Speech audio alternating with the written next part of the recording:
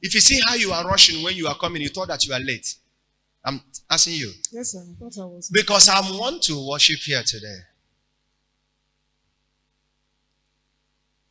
Do you know what God did to your life today? He washed off curse out of you today. Amen. Because of you, I pray a particular prayer. Whatever that causing that after I bless people, they will curse me. Now, if you do good to people and they will return back with bad, it's because of you I prayed that prayer. Amen. And God removed that curse. Amen.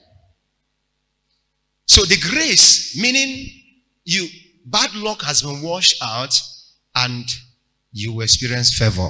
Amen. It is you that's giving people. You never receive. Yes, sir. Huh? Yes, sir. You give people to make friendship. You give people to make people like you, but you never get from them. Yes, sir.